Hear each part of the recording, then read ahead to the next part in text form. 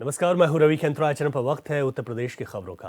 प्रयागराज में सीएम योगी ने पट्टाभिषेक कार्यक्रम में हिस्सा लिया। इस दौरान उन्होंने नव मनोनीत जगतगुरुओं को बधाई दी और मौनी अमावस्या में संतों के धैर्य और दायित्व निर्वहन की भी प्रशंसा की है। साथ ही सनातन के खिलाफ हो रही साजिश पर लोगों को आगाह किया। उन्होंने कहा कि आप सभी को सनातन धर्म के स्तंभ में अपने इस अभियान को आगे बढ़ाना है। उन्होंने कुंभ मेले में हुई भगदड़ को लेकर कहा कि हादसे के दौरान अभिभावक के रूप में हमारे संत नजर आए।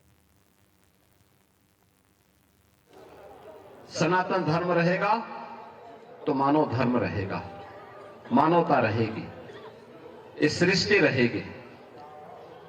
और मैं अभिनंदन करूंगा उन पूज्य संतों का जिन्होंने मौनी अमावस्या के अवसर पर पूरे धैर्य के साथ एक चुनौती हम सबके सामने आई। कुछ पुण्यात्मा उस एक हादसे के शिकार आग हो गए थे, लेकिन उन स्थितियों में एक अभिभावक के रूप में, जैसे परिवार के ऊपर कोई विपत्ति आती है तो परिवार का अभिभावक धैर्य नहीं खोता, पूरी हिम्मत के साथ खड़े होकर के उस चुनौती का सामना करते हुए उससे उभारने का कार्य करता है। और आपने देखा होगा कि जो सनातन धर्म के विरोधी हैं, वे लोग ये प्रयास कर रहे थे कि संतों का धैर्य जवाब दे दे और उसके बाद जग हसाई का एक कार्य कराया जाए।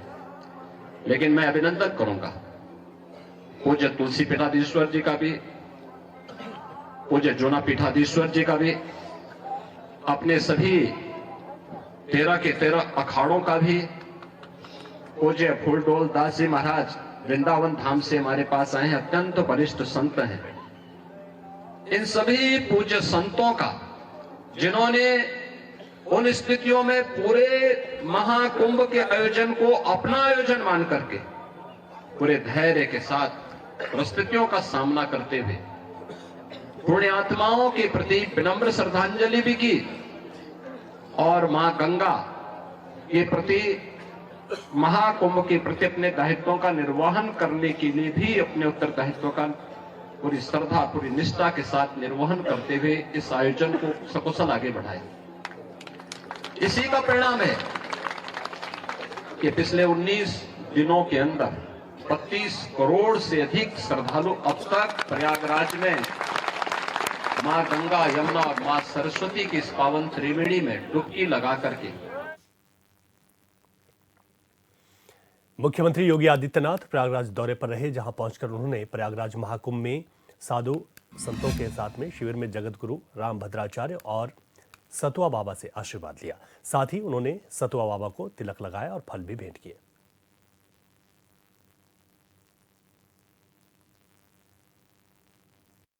आज मेरे और पुलिस अधीक्षक रायबरेली के द्वारा संयुक्त रूप से यहाँ संपूर्ण समाधान दिवस तहसील सलोन में आयोजन हुआ है, उसकी अध्यक्षता की गई है। और यहाँ पर विभिन्न विभागों से संबंधित आज 60 शिकायतें यहाँ प्राप्त हुई, जिनमें से 2 का मौके पर ही निस्तारण कर दिया गया है और करीब 10 से 12 ऐसी एप्लीकेशन जिनमें आज ही निस्तारण के लिए टीम।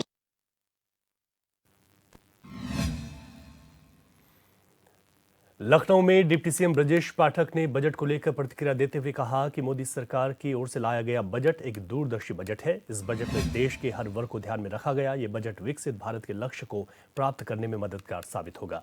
उन्होंने कहा कि पीएम मोदी के नेतृत्व में ये बजट भारत को विश्व की अग्रणी अर्थव्यवस्था बनाने में सहायक सिद्ध होगा। साथ ही उन्होंने ये भी कहा, यह बजट गरीबों, युवाओं, किसानों और महिलाओं को आर्थिक रूप से मजबूत बनाएगा। किसानों का विशेष ध्यान रखा गया है। आज संसद में देश का आम बजट प्रस्तुत हुआ है। माननीय प्रधानमंत्री नरेंद्र मोदी जी के मार्गदर्शन में जिस ढंग से केंद्रीय वित्त मंत्री निर्मला सीतारमण जी ने बजट प्रस्तुत किया है, उसमें किसानों का विशेष ध्यान रखा गया है। किसानों के साथ साथ युवाओं, महिलाओं, नौजवानों, व्यापारियों, मध्यम वर्ग, निम्न वर्ग, इसके अलावा देश की अर्थव्यवस्था को मजबूती देने वाला बजट है। पहली बार किसानों को कई मामलों में उनके जीवन स्तर को ऊपर उठाने वाला बजट है। उनको किसान क्रेडिट कार्ड पर विशेष रियायत देने का फैसला हुआ, उसकी लिमिट भी बढ़ाई गई है। इसके अलावा इनकम टैक्स की भी लिमिट बढ़ाई गई है। हम कह सकते हैं ये देश की जीडीपी को बढ़ाने वाला बजट है और सबसे बड़ी बात यह है, विकसित भारत के संकल्प को पूरा करने वाला बजट है। इसमें जो दैनिक उपयोग में आने वाली वस्तुएं हैं, जो मध्यम वर्ग सामान्यतः उपयोग करता है। मोबाइल हो, टीवी हो या अन्य ईवी गाड़ियां हैं, मोबाइल की बैटरियां भी सस्ती होंगी, जिससे दैनिक उपयोग में आने वाली वस्तुओं के दामों में गिरावट आएगी। किसानों का विशेष ध्यान रखा गया है, महिलाओं का विशेष ध्यान रखा गया है। मैं बहुत बहुत आभार प्रकट करता हूं उत्तर प्रदेश के 25 करोड़ लोगों की तरफ से माननीय प्रधानमंत्री नरेंद्र मोदी जी का, और उम्मीद करता हूं कि देश शीघ्र ही विकसित भारत के संकल्प को माननीय मोदी जी के नेतृत्व में पूरा करेगा और उत्तर प्रदेश को विकास को नई गति मिलेगी। बहुत यूपी के मंत्री दानिश आजाद अंसारी ने बजट को लेकर बयान देते हुए कहा कि मोदी सरकार का बजट देश के विकास के लिए मील का पत्थर साबित होगा और ये बजट ज्ञान, किसान, नौजवान का बजट है। उन्होंने कहा कि मध्य वर्ग के परिवारों को टैक्स में छूट दी गई, नौजवानों को स्टार्टअप में, एमएसएमई में जोड़ने का काम किया गया। साथ ही उन्होंने कहा कि पीएम मोदी के विकसित भारत 2047 के संकल्प वाली सोच को यह बजट मजबूती प्रदान करेगा। समृद्धि और आज जो बजट पेश हुआ, निश्चित तौर पे मोदी सरकार का यह बजट देश के विकास के लिए एक मील का पत्थर साबित होगा। निश्चित तौर पे ये जो बजट है, ये ज्ञान का बजट है, विज्ञान का बजट है, किसान का बजट है, नौजवान का बजट है, समृद्धि और उत्थान का बजट है। जिस तरीके से इस बजट में मध्यम वर्गीय परिवारों को, देश के किसान भाइयों को, देश के नौजवानों को इस बजट में इसका ख्याल रखा गया है, ये बहुत ही अभूतपूर्व है।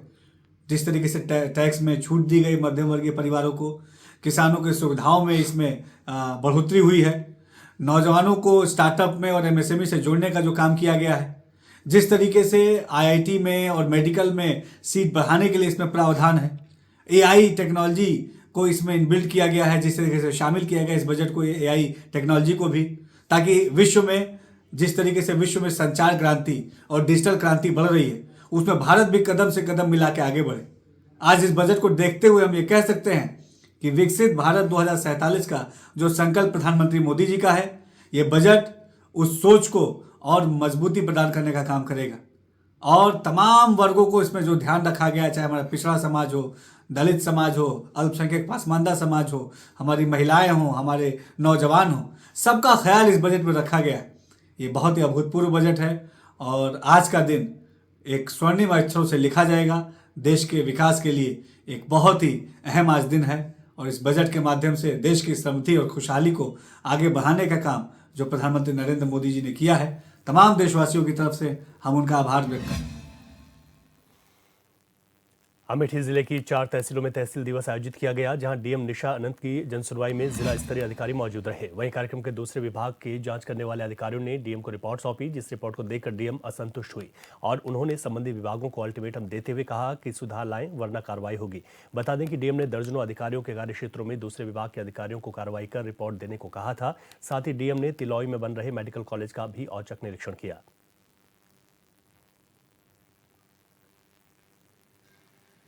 हम लोग समूह की महिला राशन आंगनबाड़ी केंद्र से उठाया जाता है। वहाँ से राशन 500 रुपया 15 दिन, एक महीने में एक बार आता है तो 1000 रुपया होता है और एक बार आता है तो 500 रुपया। 3 दिन हमारे लोगों का 4 दिन में खर्चा होता है। 1 साल से आज तक हमारे लोगों का 1 पैसा मिला नहीं। मिला को जाते हैं तो कहते हैं कि आएगा और दुनिया कहीं सुने नहीं पड़ता। अब घर के आदमी कहते हैं कि राशन 3 दिन बांटी, इतने बच्चे अपने बच्चों को दाल इतनी नहीं मिलती कि कभी भेज के चबा सकते। सारी समीक्षा होती है हमारा लोगों का, जो हमका पैसा दे पैसा खरी कपूर हुआ वो का हमका सबका मिलने चाहिए। यही हमारा अनुरोध है, यही हमारी। मेरे साथ समूह की महिलाएं हैं। ये समूह की महिलाएं राशन वितरण करती हैं, आज 4 साल से कर रही हैं, लेकिन 4 साल में 1 साल का पैसा मिल गया है। 3 साल का पैसा केवल 1 महीने का, 3 साल 2.5 साल पहले 1 महीने का पैसा 3 साल के अंदर केवल आया है पैसा, और पैसा मिल नहीं रहा। इसलिए महिलाएं परेशान हैं और सभी महिलाएं यहाँ सैकड़ों से ज्यादा महिलाएं हमारे साथ आई हैं। अभी तो यहाँ कम हो गई हैं, पीछे हटा दिया गया, बाहर चली गई, लेकिन सारी महिलाएं यहाँ आई हैं और सब पीड़ित हैं। रायबरेली के सलोन में तहसील दिवस का आयोजन किया गया। तहसील दिवस के मौके पर डीएम हर्षिता माथुर और एसपी डॉक्टर यशवीर सिंह ने दूर दूर से पहुंचे फरियादियों की शिकायतें सुनी। साथ ही शिकायतों पर मौके का निस्तारण कर दिया, जबकि कई शिकायतों के निस्तारण के लिए अधिकारियों को निर्देश दिए गए हैं। वहीं मीडिया से रूबरू होते हुए डीएम ने बताया कि 60 शिकायतें आई हैं, जिसमें 2 का निस्तारण मौके पर किया गया, जबकि 8 शिकायतों के निस्तारण के लिए कमेटी गठित की गई है।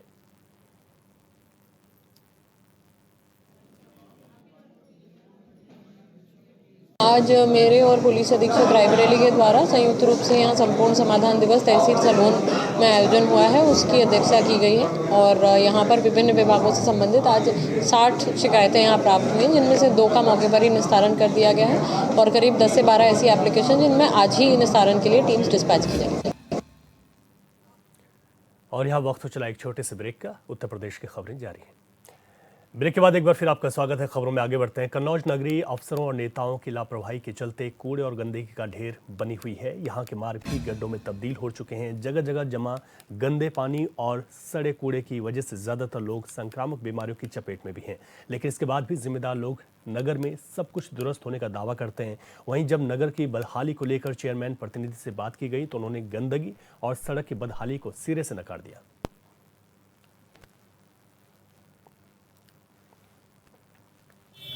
बहुत हुआ।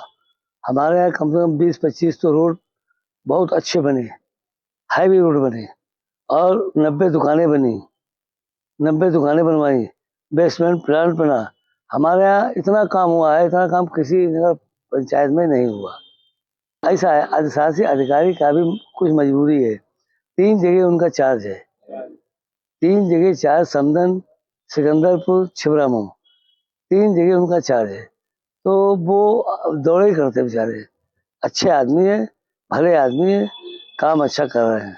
हमारे संबंध में तो बहुत अच्छा काम कर रहे हैं। जनता तो कुछ भी कह सकती है, किसी के बारे में कुछ भी कह सकती है। जनता तो सर्वोपरि है, कुछ भी कह दे।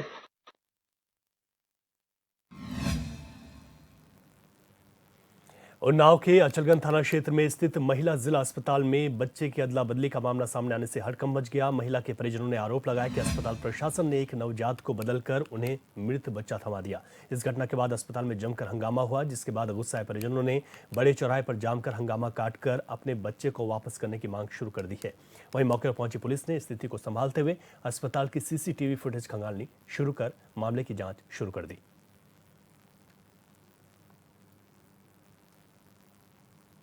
ये बच्चा चोरी कर लिया है सरकारी हॉस्पिटल में। इसके नाक पे तिल था, इसके नाक पे तिल नहीं है। हाथ में तिल था, हाथ में भी नहीं है। क्या कहते हैं, FIR की कॉपी नहीं दी गई है अभी। CCTV कैमरा में वो क्या कहते हैं, नर्स ने वो पाइड आगे लगा दिया जहाँ पे कैमरा। रामपुर जिले में स्थित रेंट पर चल रहे RTO ऑफिस और वन विभाग के ऑफिस को नुमाइश ग्राउंड की बिल्डिंग में शिफ्ट कर दिया जाएगा। शिफ्टिंग की जानकारी देते हुए जिलाधिकारी ने बताया कि अब इन विभागों का खुद का अपना ऑफिस होगा। DM ने बताया कि नुमाइश ग्राउंड की बिल्डिंग काफी समय से खाली चल रही थी, जिसमें सरकार ने काफी पैसा लगाया था। अब उसी में दोनों विभागों की शिफ्टिंग की जाएगी।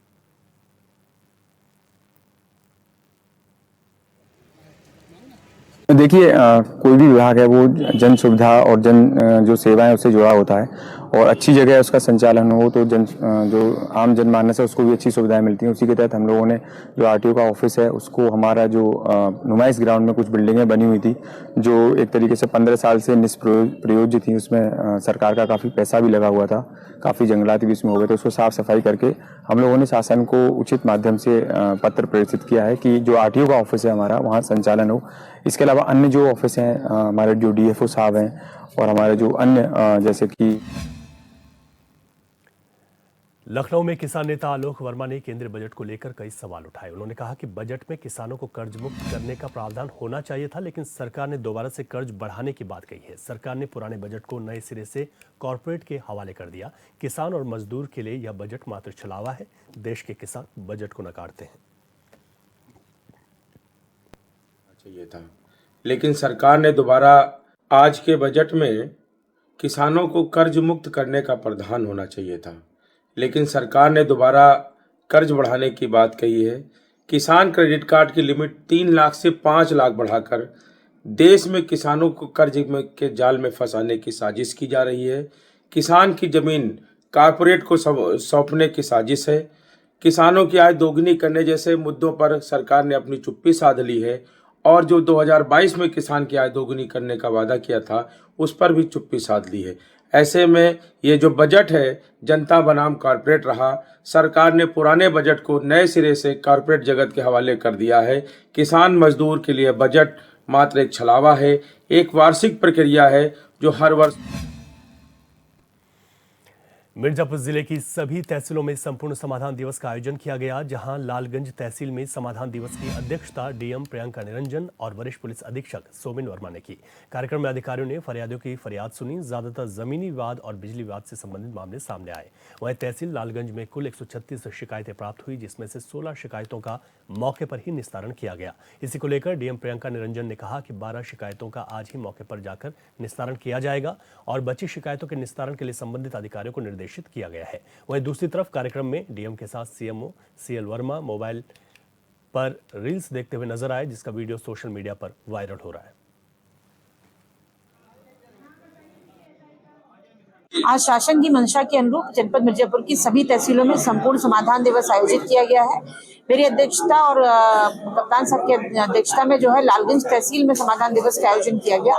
इसमें 136 शिकायतें प्राप्त हुई हैं, 16 शिकायतों का मौके पर निस्तारण किया गया है और शेष जो हमारी 12 शिकायतें हैं उनके लिए आज ही टीम मौके पर जाकर निस्तारण करेगी और जो शेष शिकायतें हैं वो समय सीमा के अंतर्गत उनकी गुणवत्तापूर्ण निस्तारण के लिए संबंधित अधिकारियों को निर्देश दिए गए हैं और इसके साथ ही सभी अधिकारी मौके पर खुद जाकर शिकायतों का निस्तारण करेंगे ताकि शिकायतकर्ता की संतुष्टि और गुणवत्ता दोनों सुनिश्चित हो सके। इसमें जो शिकायतें हैं वो अपनी भूमि की पैमाइश से संबंधित है या जल जीवन मिशन की भी काफी शिकायतें आई हैं और कुछ शिकायतें विद्युत विभाग से भी संबंधित हैं।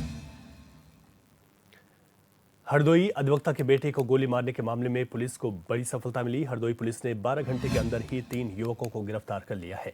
पुलिस ने निखिल पंडित, सुधांशु और सत्यम सिंह को गिरफ्तार किया। पुलिस ने बदमाशों के पास से 315 बोर का एक तमंचा, एक खोखा, एक जिंदा कारतूस और कार बरामद की है। बता दें कि गिरफ्तार किए गए निखिल पंडित पर 4 मुकदमे और सत्यम सिंह पर 1 मुकदमा दर्ज है। विगत शाम थाना कोतवाली शहर अंतर्गत खुशीराम बगिया पड़ता है। यहाँ पर कुछ लड़के इकट्ठा थे जो आपस में एक दूसरे के परिचित थे। किसी बात को लेकर के इनके बीच वाद विवाद मारपीट शुरू हो गई। एक लड़के द्वारा इसमें उज्जवल अग्निहोत्री के ऊपर फायर भी किया गया। इस प्रकरण में उज्जवल अग्निहोत्री के पिता परम प्रकाश अग्निहोत्री की तहरीर के आधार पर सुसंगत धाराओं में अभियोग पंजीकृत किया गया।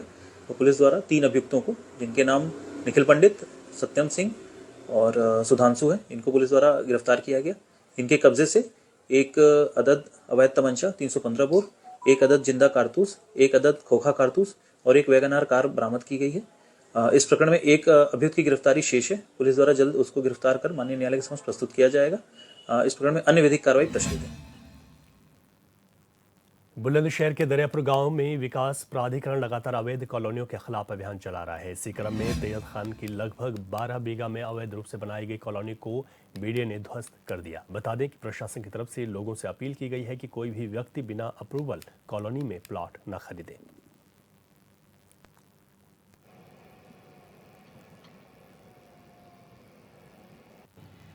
पॉलिसी तो ये है कि हमारे विकास क्षेत्र में नक्शा पास करके ही आपको निर्माण कार्य करवाना चाहिए। जितने भी अवैध निर्माण होते हैं उनको रुकवाने और आगे ये सब ना बढ़ने के लिए हमारे ध्वस्तीकरण की कार्रवाई लगातार चलती रहती है। इसी क्रम में कल दिनांक 29/1/25 को भी हमारे यहाँ से जोन 1 में ध्वस्तीकरण किया गया। लगभग 12 बीघा को अवैध निर्माण से मुक्त कराया गया। आज भी सिकंदराबाद में ये कार्रवाई चल रही है। और मुजफ्फरनगर में पुलिस को बड़ी सफलता हाथ लगी, जहां पुलिस ने युवती की हत्या के मामले का खुलासा करते हुए आरोपी जीजा को गिरफ्तार कर लिया। पुलिस ने बताया कि आरोपी जीजा ने अपने साथियों के साथ मिलकर पहले तो साली के साथ दुष्कर्म किया और उसके बाद हत्या को अंजाम देकर शव को जला दिया। फिलहाल पुलिस अब आरोपी के 2 साथियों की तलाश में जुट गई है। ग्राम बवाना से थाना बुढ़ाना पर लगभग एक 21 वर्ष की लड़की की गुमशुदगी थाना बुढ़ाना पर दर्ज की गई थी। इस गुमशुदगी के संबंध में जब बहुत विस्तृत रूप से जांच की जा रही थी कि लड़की को मारने से पहले इन तीनों ने उस लड़की के साथ गैंगरेप भी किया था और गैंगरेप कर देने के बाद लड़की के ही चुन्नी से उसका गला दबाकर उसकी हत्या कर दी और हत्या कर देने के बाद फिर पेट्रोल से उसको जो लड़की को जला के एविडेंस डिस्ट्रॉय करने का प्रयास किया गया। इसमें सभी जो मौके से जो एविडेंस है उसको एकदम साइंटिफिक तरीके से फील्ड यूनिट द्वारा बरामद किया गया है और इसमें सुसंगत धाराओं में विवेचना बजट को लेकर कांग्रेस प्रवक्ता अंशु अवस्थी ने प्रतिक्रिया देते हुए कहा, बजट किसी लोक कल्याणकारी सरकार का बजट नहीं बल्कि किसी बनिया का बजट है। इस बजट से गरीबों, आम युवाओं और किसानों को कोई राहत नहीं मिली है। सरकार ने छूट उन लोगों को दी है जो आसानी से टैक्स दे सकते हैं। उन्होंने कहा कि मोदी सरकार लोगों के स्वास्थ्य और दवाइयों को लेकर लापरवाह है। सरकार की नीति से चारों इंजन कृषि, निवेश, एमएसएमई और निर्यात की बुरी हालात हैं। उन्होंने कहा कि मोदी सरकार ने किसानों को भी धोखा दिया। इस बजट में एमएसपी पर कोई बात तक नहीं हुई। साथ ही उन्होंने कहा कि बजट में देश का आम आदमी अपने आप को ठगा हुआ महसूस कर रहा है।